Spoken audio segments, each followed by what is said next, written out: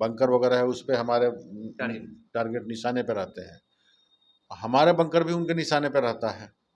तो अचानक हमारे संतरी चिल्लाया कि सर बादल हट गया और वे लोग बर्फ हटा रहे हैं अपने बंकर पे चढ़ के। तो जैसे ही हुआ तो हम लोगों ने कहा कि तुरंत फायर खोलो, और फायर खोला गया। तो उसमें क्या है कि फर्स्ट बर्स्ट में जितने लोग को लग गया वो लग गया, बाकी तो सतर्क हो जाते हैं। लग रहा था किसी समय कुछ भी हो सकता है। तो गुरदासपुर में हम गए, गुरदासपुर शहर की स्थिति देख के बहुत भयावह लग रहा था। लेकिन आर्मी तो कंट्रोल, रावी नदी के किनारे पाकिस्तान के इस पार जो सटा हुआ एरिया है, उधर हम लोगों को एरिया ऑफ रिस्पॉन्सिबिलिटी मिला था। और हम लोग गांव-गांव जाकर लोगों से पूछते थे इधर कोई टेररिस्ट तो नहीं आया, कोई परेशानी तो नहीं है। और कहीं अगर जानकारी मिलती थी तो हम लोग पुलिस के साथ, रेडियो था हम लोगों के पास, कुछ सुनने के लिए केवल रेडियो था, और रेडियो ऑन करते थे तो रेडियो पाकिस्तान पकड़ता था। तो ऐसा लगता था कि हम लोग मतलब इंडिया में है ही नहीं। वहाँ इतना टेम्परेचर कम था, कोई चिड़िया नहीं, कौवा भी नहीं दिखता था, कौवा भी नहीं दिखता था। और हम लोग सुने थे कि पहाड़ों में स्नो लेपर्ड वगैरह होते हैं, लिए हैं। उसके बाद कारगिल में मेरी पोस्टिंग रही। कारगिल तो अपने आप में ही दुरूह जगह है। मेरा जो पोस्ट था वो 19,500 फीट की ऊंचाई पे था। 9,000 प्लस पे कारगिल है, 19,000 की ऊंचाई पर हाईएस्ट चोटी पर हमारा पोस्ट था, जहाँ पर मेरा डिप्लॉयमेंट हुआ था। 6 महीना वहाँ रहा। -40 टेम्परेचर हुआ करता था और रोज़ एवरेज 10 फीट बर्फ़ पड़ता था। तो बहुत कठिन समय था, लेकिन ऐसा लग रहा था कि बस भारत माता की सेवा करने का मौका मिला है, हौसला बुलंद था, और इसलिए सारी कठिनाइयों को। अच्छा, अग्निवीर पे आपका क्या सोचना है? ये युवाओं के लिए सही है या ये निर्णय किस लिए लिया गया है? देखिए, अच्छा, इन सब जगहों पे जब आपकी पोस्टिंग होती थी, जब जाना पड़ता था तो आपको डर नहीं लगता था? श्री कृष्ण ने भगवत गीता में कहा है कि हतो वा प्राप्यसि स्वर्गम जित्वा वा भोक्ष्यसे महीम तस्मात् उत्तिष्ठ कौन्तेय युद्धाय कृत निश्चय। क्षत्रिय धर्म का जो सैनिक धर्म है उसके बारे में बताते हुए श्री कृष्ण कहते हैं कि युद्ध में मारे जाओगे तो स्वर्ग मिलेगा, हतो वा प्राप्यसि स्वर्गम जित्वा वा भोक्ष्यसे महीम, और जियोगे तो पृथ्वी का राज्य मिलेगा। इसलिए हे हे पार्थ, हे परम तप अर्जुन, उठो और युद्ध करो। नमस्कार, हम आदर्श और आप देख रहे हैं राइजिंग छपरा। इस वक्त हमारे साथ पुलिस हेडक्वार्टर शिमला के आईजी श्री जयप्रकाश सिंह जी मौजूद हैं। आपको ये बताते चले कि श्री जयप्रकाश सिंह जी छपरा के ही एकमा से हैं, और ये बहुत ही खुशी की बात है कि हमारे सारण के लोग अलग अलग राज्यों में जाकर वहाँ पे बड़े बड़े पदों पर स्थापित हैं। तो इसी कड़ी में आज हमारी इनसे मुलाकात हुई है और हम इनसे कुछ बातचीत करेंगे। सर, स्वागत है आपका हमारे चैनल पर। बहुत बहुत धन्यवाद आपका। सर, सबसे पहले जानना चाहेंगे कि एक छपरा के सारण के एक छोटे से गांव एकमा से आप निकल के आईएएस का सफ़र कैसे तय किया सर? देखिए, मेरी प्रारंभिक शिक्षा गांव में हुई, और 10वीं के बाद मैं इंटरमीडिएट और ग्रेजुएशन पटना कॉलेज, पटना विश्वविद्यालय से किया हूँ। और फिर वहाँ उस समय मेरी उम्र तो 19 साल की ही थी, इसलिए सिविल सर्विस एग्ज़ाम्स के लिए मेरा एज कम था। तो कंबाइंड डिफेंस सर्विस एग्जामिनेशन का परीक्षा निकला था, तो मैं सीडीएस का एग्ज़ाम दिया, और वहाँ सिलेक्शन हो गया, और इस तरह से आर्मी की ट्रेनिंग के लिए चला गया, आर्मी ऑफिसर बन गया। और मैंने अल्पकालीन जो मिलिट्री सेवा है उसमें कमीशन प्राप्त किया। अच्छा, सबसे पहली पोस्टिंग आपकी कहाँ हुई थी सर? ट्रेनिंग तो हम लोग की ऑफिसर ट्रेनिंग एकेडमी चेन्नई में हुई, और उसके बाद 5 मार्च 88 को मेरा कमीशन मिला था, और पहला पोस्टिंग मेरा हुआ था गुरदासपुर में। और उस समय मिलिटेंसी पंजाब की एकदम पीक पे थी, तो लग रहा था किसी समय कुछ भी हो सकता है। तो गुरदासपुर में हम गए, गुरदासपुर शहर की स्थिति देख के बहुत भयावह लग रहा था। लेकिन आर्मी तो कंटोनमेंट में थी। थोड़े दिन के बाद जो है हम लोगों का डिप्लॉयमेंट हुआ एड टू सिविल अथॉरिटी में, और उसमें क्या है कि जो रावी नदी के किनारे पाकिस्तान के इस पार जो सटा हुआ एरिया है, उधर हम लोगों को एरिया ऑफ रिस्पॉन्सिबिलिटी मिला था। और हम लोग गांव-गांव जाकर लोगों से पूछते थे इधर कोई टेररिस्ट तो नहीं आया, कोई परेशानी तो नहीं है। और कहीं अगर जानकारी मिलती थी तो हम लोग पुलिस के साथ, कॉम्बिंग ऑपरेशन में मदद करते थे, और कोई टेररिस्ट हमारे द्वारा पकड़ा गया या कोई किसी पे शंका है तो हम लोग उनको पुलिस को हैंड ओवर करते थे। फिर जांच पुलिस करती थी कि वो है कि नहीं है, और आगे की कार्रवाई पुलिस करती थी। तो वहाँ पर हम एंटी टेररिस्ट ऑपरेशंस में, कॉम्बिंग ऑपरेशंस में भाग लिए हैं। उसके बाद कारगिल में मेरी पोस्टिंग रही। कारगिल तो अपने आप में ही दुरूह जगह है। मेरा जो पोस्ट था वो 19,500 फीट की ऊंचाई पे था। 9,000 प्लस पे कारगिल है। 19,000 की ऊंचाई पर हाईएस्ट चोटी पर हमारा पोस्ट था, जहाँ पर मेरा डिप्लॉयमेंट हुआ था। 6 महीना वहाँ रहा। -40 टेम्परेचर हुआ करता था, और रोज़ एवरेज 10 फीट बर्फ़ पड़ता था। तो बहुत कठिन समय था, लेकिन ऐसा लग रहा था कि बस भारत माता की सेवा करने का मौका मिला है। हौसला बुलंद था, और इसलिए सारी कठिनाइयों को सहने का हौसला मिला, और हम लोग वो चुनौती को पार किए। इसी तरह से वहाँ से जो हमारा ट्रांसफ़र हुआ, पुंछ राजौरी में हुआ। हमारी वहाँ से यूनिट मूव करके पुंछ राजौरी JNK में गई। वहाँ एंटी इन्फिल्ट्रेशन चल रहा था ऑपरेशंस, तो उसमें हम भाग लिए। और इस तरह से मेरा मिलिट्री का करीब करीब पूरा सर्विस आतंकवाद प्रभावित जगह पे रहा, या हाई एल्टीट्यूड में रहा, या JNK की तरफ से एंटी इन्फिल्ट्रेशन जो हम लोग ऑपरेशंस कर रहे थे उसमें बीता। तो मोस्टली हमारा मिलिट्री का जो सर्विस है पूरा एक्शन ओरिएंटेड था, और उम्र भी बहुत कम थी, जज्बा भी बहुत अच्छा था, इसलिए खूब काम किए, खूब मज़ा आया। अच्छा, इन सब जगहों पे जब आपकी पोस्टिंग होती थी, जब जाना पड़ता था, तो आपको डर नहीं लगता था? ऐसा है कि शुरुआती दौर में ऐसा लगता था कि कुछ हो सकता है, बट फिर ये लगता था कि पहली बात है कि देश सेवा के लिए जा रहे हैं। सो अगर कुछ हो भी गया तो बहुत बड़े कॉज के लिए, अगर कुछ होता है तो होगा। तो देश रक्षा के लिए तो बलिदान और कुर्बानी देनी पड़ती है, और ये रहता था कि हम देश रक्षा का महान काम कर रहे हैं, और हमारा कोशिश ये रहता कि जो देश के दुश्मन हैं पहले हम उनको मारें।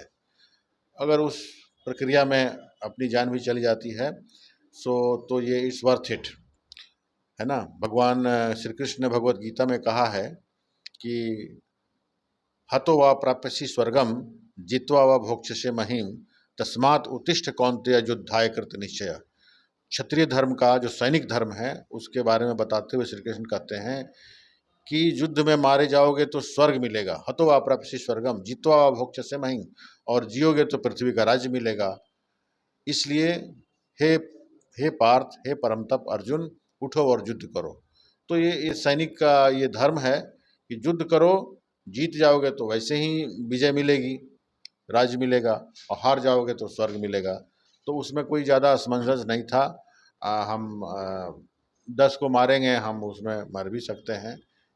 इसके लिए आदमी प्रिपेयर्ड होता है, और देश की जब रक्षा की बात होती है तो आदमी को बलिदान देने के लिए तैयार रहना चाहिए। अच्छा, आपकी सबसे पहली पोस्टिंग और अभी जो आप शिमला में हैं, इनके बीच में सबसे रोमांचक पोस्टिंग आपको जो लगा हो, जो आपका पसंदीदा हो? ये देखिए, मैं सबसे रोमांचक तो कहेंगे कि कारगिल की पोस्टिंग थी, जब हम 19,500 की हाइट पे थे, और वहाँ का जीवन बहुत कठिन था। और वहाँ उस समय तो कम्युनिकेशन भी बहुत ठीक ठाक नहीं था। रेडियो था हम लोगों के पास, कुछ सुनने के लिए केवल रेडियो था, और रेडियो ऑन करते थे तो रेडियो पाकिस्तान पकड़ता था। तो ऐसा लगता था कि हम लोग मतलब इंडिया में है ही नहीं। वहाँ इतना टेम्परेचर कम था, कोई चिड़िया नहीं, कौवा भी नहीं दिखता था, कौवा भी नहीं दिखता था। और हम लोग सुने थे कि पहाड़ों में स्नो लेपर्ड वगैरह होते हैं, बट उस ऊंचाई पे और उतनी ठंड में स्नो लेपर्ड भी कभी नहीं दिखा।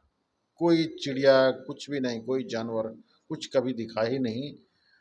-20 पर ही आदमी का सर्वाइवल बहुत मुश्किल हो जाता है। सो -20 से -40 का टेम्परेचर वहाँ था। कभी 30, 32, 35, कभी 22, 25। महीना 2 महीना में कभी धूप निकल गया तो टेम्परेचर थोड़ा सा इम्प्रूव होकर -20 पे आ जाता था, लेकिन मिला जुला के स्थिति यही रहती थी। ऐसे में क्या हुआ कि हमारा पोस्ट और पाकिस्तान का पोस्ट में एरियल डिस्टेंस 200 से 300 मीटर ही था। तो उसमें एक दिन अचानक बादल छट गया और हमारे वेपन्स जो थे वो फिक्स लाइन पे थे। हमारे एलएमजी, एचएमजी, एमएमजी तमाम प्रकार के वेपन होते हैं। फिक्स लाइन का मतलब है कि उनका जो बंकर वगैरह है उस पे हमारे टारगेट निशाने पे रहते हैं। हमारे बंकर भी उनके निशाने पे रहता है। तो अचानक हमारे संतरी चिल्लाया कि सर बादल हट गया और वे लोग बर्फ हटा रहे हैं अपने बंकर पे चढ़ के। तो जैसे ही हुआ तो हम लोगों ने कहा कि तुरंत फायर खोलो और फायर खोला गया। तो उसमें क्या है कि फर्स्ट बर्स्ट में जितने लोग को लग गया वो लग गया, बाकी तो सतर्क हो जाते हैं। तो फायर खोला गया और उसके बाद धड़ धड़ मतलब करीब 1 सेकेंड तक तो दिखे लोग बंकर से गिरते हुए नीचे। उसके बाद इतना बर्फ उड़ा कि हम लोगों को दिखना बंद हो गया।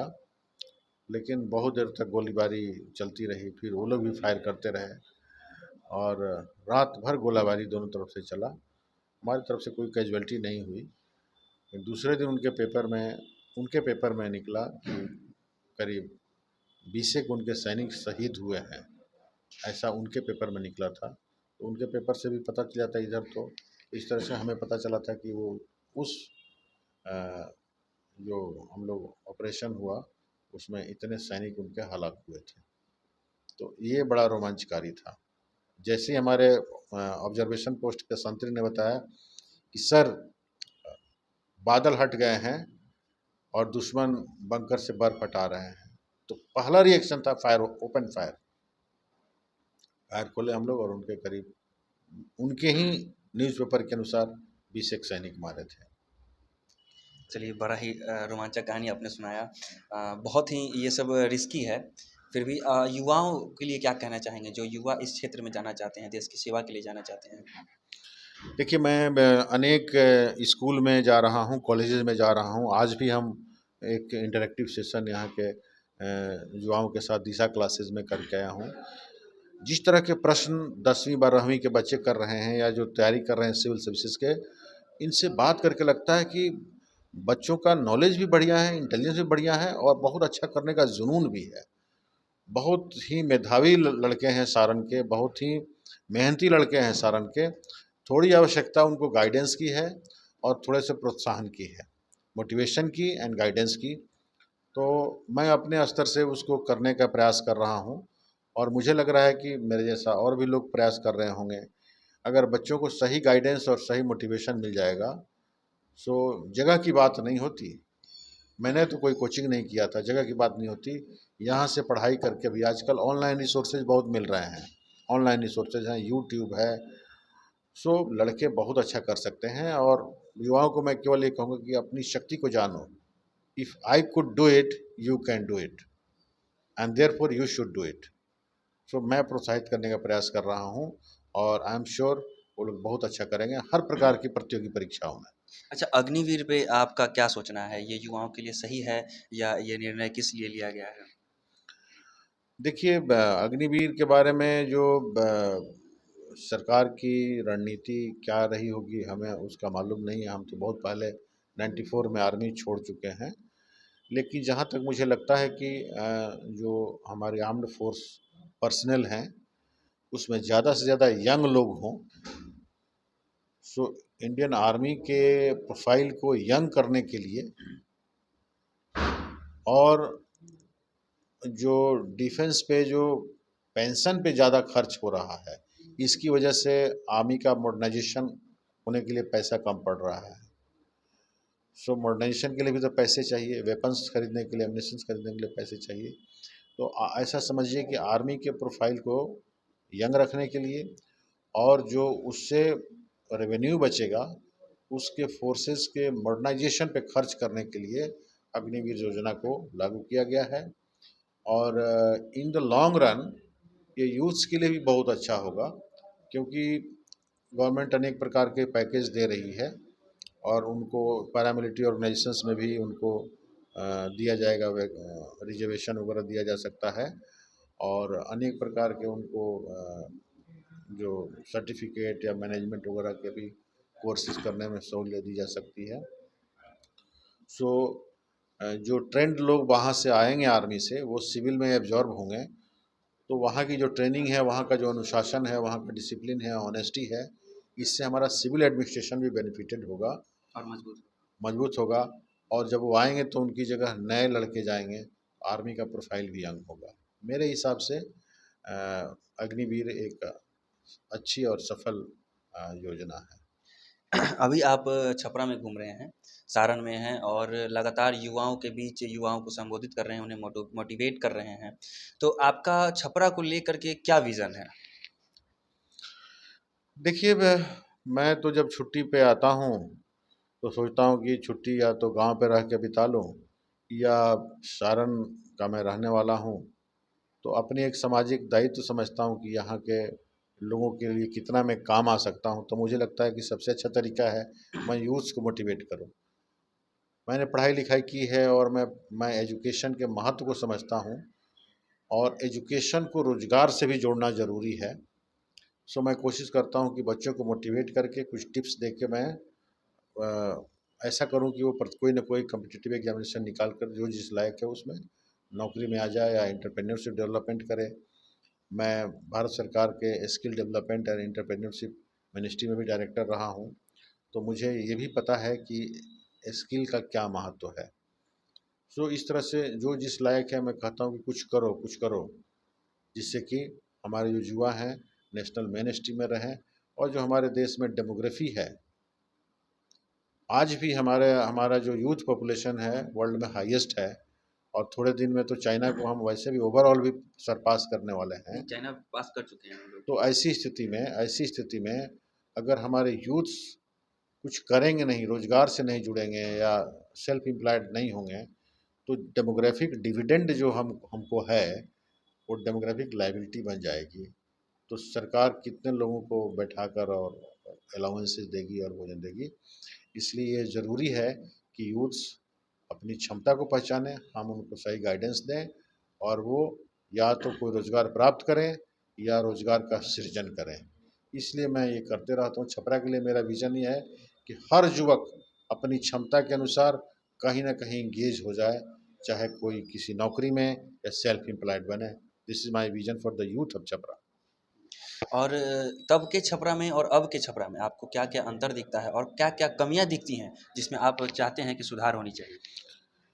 देखिए, पिछले कई वर्षों में जो छपरा में परिवर्तन हुआ है, छपरा बोलें तो मैं सारण ज़िले की बात करता हूँ। तो जिधर जाते हैं देखते हैं कि अच्छी-अच्छी सड़कें बन गई है, बिजली खूब है, अच्छा बिजली मिल रही रही है।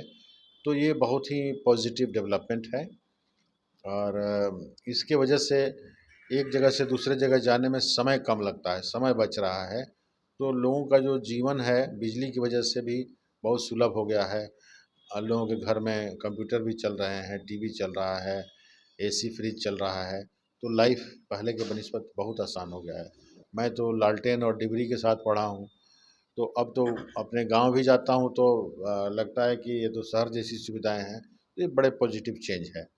बट जहाँ तक छपरा शहर की बात है, मैं 1 साल पहले आया था, और शहर में जो साफ़ सफाई और गंदगी की स्थिति थी, ऑलमोस्ट यथावत ही बनी हुई है। उसमें अभी तक तो कोई हम बहुत ज़्यादा परिवर्तन नहीं देखे हैं।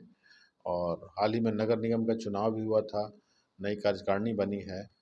मैं उम्मीद करता हूँ कि ये लोग बहुत अच्छा काम करेंगे, और शहर को गंदगी, जल भराव और जो तमाम समस्याएं हैं उससे निजात मिलेगा। और हम उनसे अपेक्षा भी करते हैं कि उस पर अच्छा से अच्छा काम होना चाहिए, क्योंकि शहर ने नई कार्यकारिणी को इसी काम के लिए चुना है, तो उनको पूरी निष्ठा से अपने इस वादे को पूरा करना चाहिए। चलिए, बहुत-बहुत धन्यवाद सर, हमें अपना कीमती समय देने के लिए। आपने छपरा के युवाओं के लिए भी जो संदेश दिया है, उससे युवाओं को काफ़ी फ़ायदा होगा और सेना में जाने वाले युवाओं को भी आपने अच्छा मोटिवेट किया है। इसके लिए आपका बहुत-बहुत शुक्रिया सर।